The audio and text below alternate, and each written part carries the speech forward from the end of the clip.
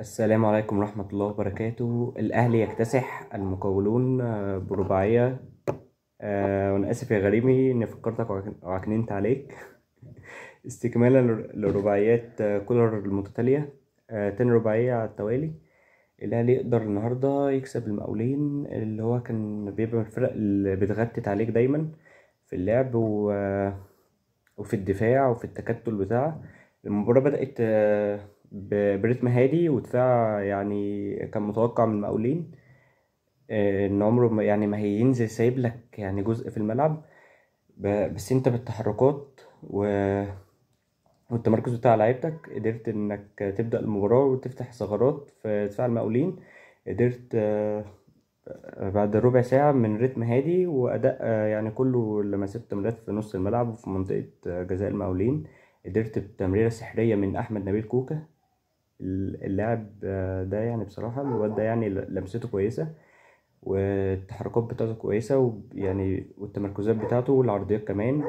عمل ثرو لوب عالمي لأليو ديانج. ل- لكولر النهاردة عمل حاجة عبقرية. قدر اللي هو اداله دور حمدي فتحي اللي كان بيعمله مع الأهلي. اداله حتة الزيادة الهجومية. فقدر أول كرة ليه يخلصها لك بطريقة كويسة جدا. ويسجل لك هدف 1-0. هدف بدري. بقيت متقدم على المقاولين. المفروض انت بقى كنت تكمل ضغط بقى عالي وتجيب التاني وتجيب التالت وتنهي تنهي الشوط الأول 3-0 يعني مرتاح. بس طبعا يعني تراخي من اللعيبة بتاعتنا وبكرة ثابتة المقاولين. الدفاع بتاعنا طبعا بدون رقابة سايب 3 وراه. الدفاع سايبين 3 وراهم يعني عادي. فقدر المقاولين يسجل هدف التعادل. هدف طبعا غلطة الدفاع اللي يسأل عنه محمد الشناوي. يعني هدف غلطة الدفاع. بعدها بقى الأهلي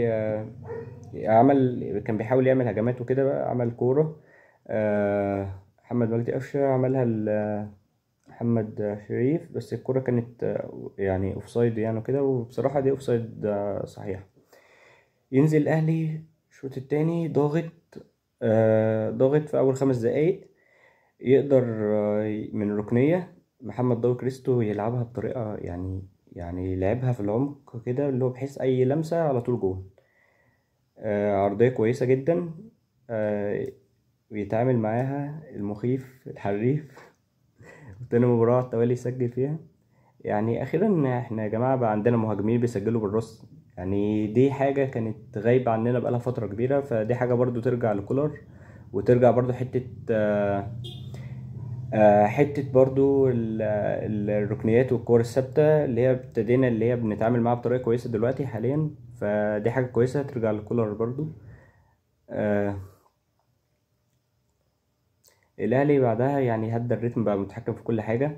بيحاول يجيب التالت بس لسه مقاولين عامله تكتلات دفاعيه وبتمرير عبقريه محمد مجدي قفشه. يديها لطاهر اللي بيركنها كويسه جدا على الزاويه يعني ايه نايم الجون كده اللي لعبها له في الدقيقه يعني كوره كويسه جدا. و والله بعوده يا طاهر. يعني بجد يا اسطى يعني احنا كده نفرح باحتفالاتك لما انت تسجل وتكون ايجابي مع الفرقه وتكسب الفرقه وتعمل ارقام يعني. بعدها يكمل الاهلي ضغط برضو بس برضو يعني ايه بدون خطوره هجوميه قوي وتضييع فرص كده واللمسات برضو غريبه لحد الدقيقه 87. بضربة جزاء صحيحة لمحمود عبد المنعم كهربا يقدر يدخل طاهر يسجل منها وتنتهي الحفلة 4-1. وتيجي كورة بعدها يلعبها كهربا محمد شريف يضيعها. بس انا كان نفسي يعني يسجل جون تاني النهارده بحيث يقرب اكتر من المنافسه اللي هي على صراع الهداف. بس هو كده كده يعني لازم له 5 اهداف باذن الله يقدر يحققهم ويبقى هداف الدوري المره التانية في تاريخه. هتبقى حاجه كويسه. وعايز برضو يعني ضربات الجزاء اللي تجيلنا يعني اللعيبه تسيبها له يعني بحيث يقرب ويعني يحسم صراع الهداف الدوري. مباراة كويسة جدا جدا من كولر النهاردة بيلعب اللعيبة يعتبر غير اللعب المباريات اللي فاتت يعني مريح. في لعيبة مريحة طبعا وفي لعيبة كان موقوفة واخدة انذارات يعني مريح حوالي 8 لعيبة. يعني انت عندك غيابات 8 لعيبة، عندك يعتبر الدفاع كله: محمد هاني، عندك علي معلول، عندك عبد المنعم، عندك ياسر، عندك نص الملعب مروان عطية ربنا يرحم والده طبعا، آه، عندك قدام بيرسي وحسين وكهربا، وبيرسي وحسين وكهربا مظبوط كده 8 لعيبة يعني غايبين. وانك بتلعب بالبودلة وبتلعب باللعيبة باللعيبة صغيرة بتجربها وكده، دي حاجة كويسة. آه، حاجة كويسة، وبإذن الله في لعيبة عايزين تاخد فرص أكتر من كده. يعني رأفت خليل نزل خد يعني قول حوالي 6 ولا 7 دقايق، عايزين ياخد وقت أكتر من كده، مثلا ينزل 30 أو 40 دقيقة كمان. عايزين لعيبة تانية تجربها. يعني النهاردة كريم الدبيس يعني كان بيدافع كويس في مركز الباك ليفت، لعب مكان معلول. النهاردة بيدافع كويس جدا، بس عايزينه في حتة الكور والعرضيات، اللي يبقى يعمل عرضيات كتير، يعمل اختراقات. عايزين يعني أداء الهجومي يبقى زيادة وحلو. في نهاية حلقتنا نقيم اللعيبة: محمد الشناوي لا يسأل عن الهدف إطلاقا.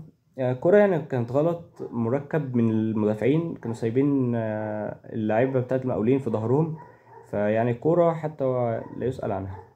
ف5. محمد فخري أداء كويس، اللي هو في ظل اللي هو كان النهاردة بيعمل ربط ما بين بيلعب نص ملعب وبعدين يرجع ساعات بيلعب باك يمين، كان بيغير مركز. النهاردة كان فيه لا مركزية كتير كولر عملها.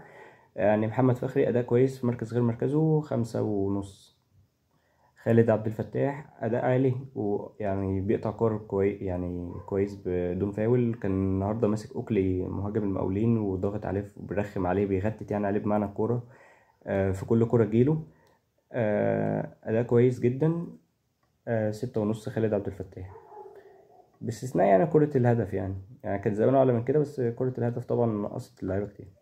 رامي ربيعة يعني في كور كتير يعني بتعدي ظهره، بس ايه، يعني اتعمل في كور كتير حلوة، وفي كور ايه يعني كان فيها يعني سذاجة كده. ف5.5، عايزين تركيز أكتر من كده. آه، أليو ديانج، يعني النهاردة يا جماعة يعني أليو ديانج كان بيلعب يعتبر زي مركزين، لعب 6 ولعب 8، عمل الزيادة وعمل قطع الكور.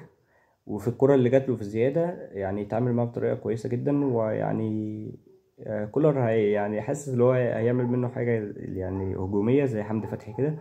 ف7 أليو ديانج.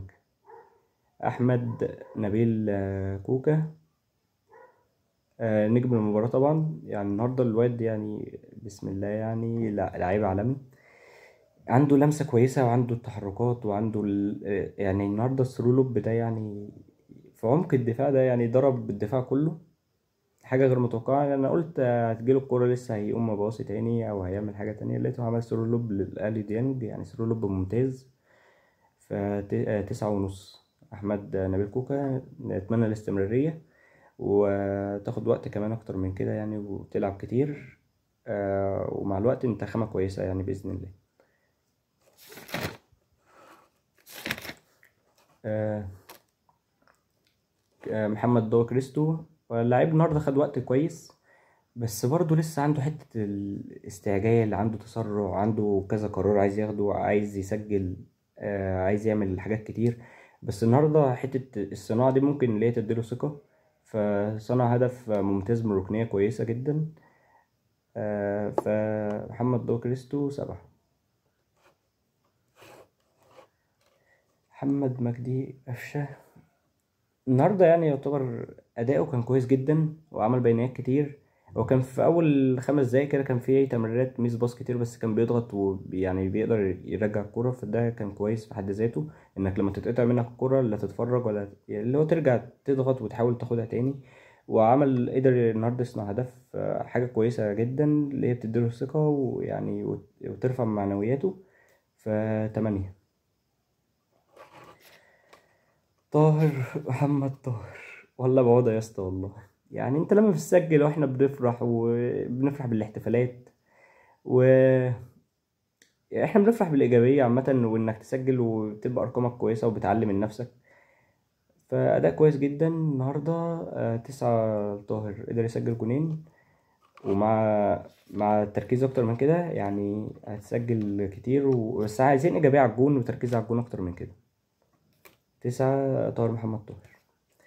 محمد شريف النهارده كانت تحركاته ممتازة، ممتازة جدا. قدر يسجل كرة من الرأسية، يعني كان بقاله يعني تقريبا كل الرأسيات اللي جابها في الأهلي 3 ولا 4 في تاريخه، يعني كويس جدا. وكان بيتحرك النهارده كويس، وأنا كان نفسي بصراحة ياخد ضربة الجزاء بحيث اللي هو يقرب من صدارة الهدافين وكده. بس بإذن الله متعوضة المباريات الجاية، وبإذن الله يعمل أرقام كويسة ويبقى الهداف بإذن الله يعني. التبديلات بتاعتنا: نزل بيرسي تاو مكان أليو ديانج.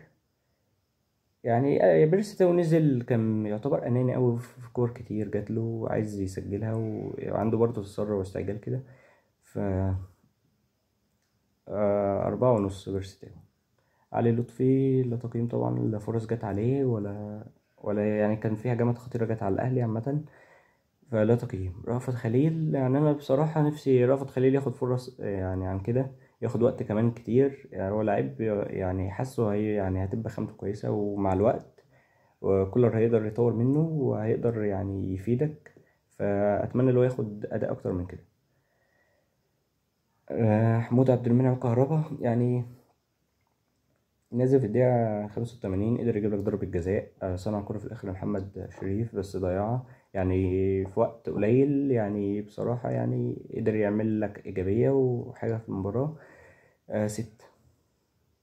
عبد القادر لا تقييم، يعني لا فرص جات له ولا كان في خطورة من ناحيته، فلا تقييم. في نهاية الحلقة بتاعتنا، مليون مبروك للنادي الأهلي. الفوز بالرباعية التانية على التوالي بعد الفوز على الزمالك. مليون مبروك الاستمرارية. عاوزين بقى بإذن الله نكسب 3 مباريات الجاية ونقفل 90 بونت، يعني تبقى حاجة عظمة، تبقى كسرت الرقم القياسي بتاعك. إنك وصلت 89 هدف، 89 نقطة. آسف يعني. هتبقى قفلت 90، هتبقى عملت رقمين قياسيين.